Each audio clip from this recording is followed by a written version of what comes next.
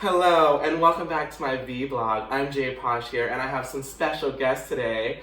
With me today is a male nurse and CrossFit puppy, Dre. And all the way from the East Coast, socialite and influencer, we have Phil. So I wanted to hold this. I wanted to hold this video for Endgame because it's a pretty big deal. I grew up with my sisters here, and we've always seen the movies together. So I thought it's nice that Phil is actually in town for this.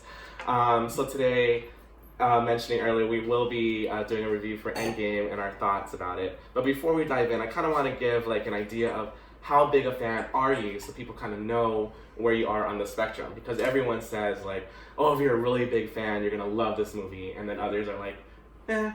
So where do you feel like you fall? So I think you really would. So I've seen every Marvel movie, For the past 10? Including Incredible Hulk.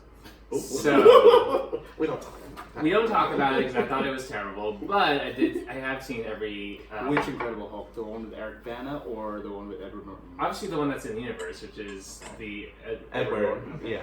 one. So, I have been following this all along. I knew about the Infinity Gems, which is what it's in the comics. From when though? I feel like I didn't know until like the last 4 years. They didn't really make an appearance. I knew it from the comics. Okay, And so you kind of knew the direction. Yeah, I mean, I knew I was Avengers adjacent. I was an X-person. Choice. Yeah, I was an X-person first. So At first? yeah, no, hardcore X-Men. I just pulled my comic book collection out from my parents' house, and so I knew enough to follow along, and I actually got more invested over the years. Fantastic. So yeah.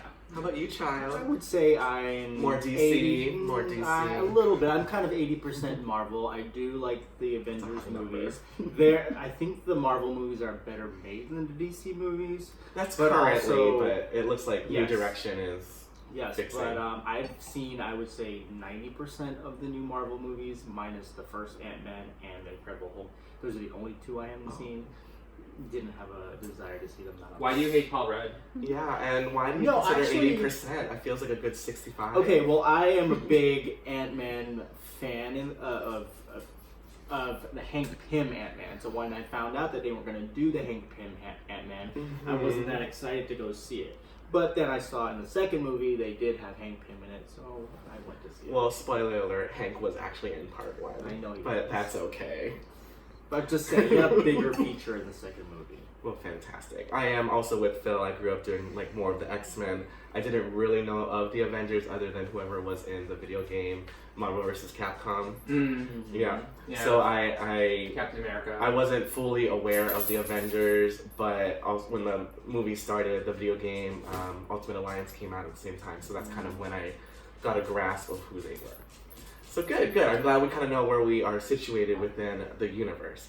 So the first question that I want to ask when it comes to the movie, because the movie was obviously amazing, is what were your thoughts about the physical changes to full-figured Thor and smart Hulk after the 4-year pass of after failing? Mm-hmm. Hit or miss? Love it? Hate it? I'm super bi positive. So and I thought it was, there has been some talk online as to whether or not it was disrespectful. Right. I was so surprised. But I think, I saw this one video that was basically saying that, this is actually how real people deal with trauma, right? So, alcoholism, video games, all that stuff, just secluding yourself from the world. I think that's a natural reaction. Totally. But they did play it for laughs, for sure. Of course. So here's my opinion on that. And Thor... Is you as a CrossFitter? Not as a CrossFitter, but I'm looking at it from the point of view as Thor transforming into this more serious character from a different world and then transforming into the comedic relief of the series, which I don't really understand how that came about, and I felt like that was thrown in more so in the third movie, Thor movie. Definitely. Because I didn't find him as a comedic relief until recently. So. It's because Chris Hemsworth is actually a comedic actor.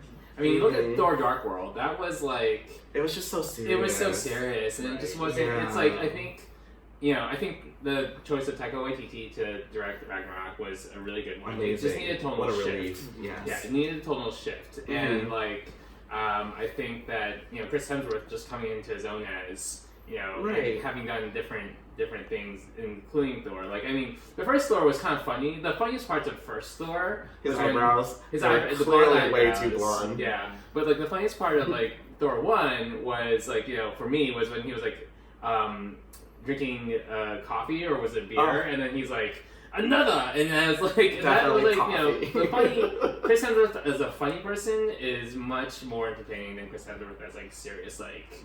I agree, and I think what's nice when they do like these really beautiful people to be funny, it's total like offsetting because you're so used to them to be like just totally macho, like the original Thor was, just macho, pretty, and everyone like expected things. Yeah. But seeing him in this light of being able to laugh at himself, making jokes about his body, I think it's a whole new side. It makes you just feel like more real. I like the gratuitous nudity for Love it. Thor. It's so very big that's words. Fine, yeah. I'll have to Google Yeah, it. and I think it distinguishes him from the rest of the characters and the rest of the cast because everybody kind of blends into each other. Everybody's a hero. Everybody wants to kind of be. I don't think anyone blended really. I feel like everyone had a very strong voice in this movie. Not in But I this, see what not you in this mean. particular movie, but I'm saying in the series as a whole, everybody kind Mhm. of has the same goal. Right, right. So I'm not here to tell you your opinion is wrong, but I'm listening.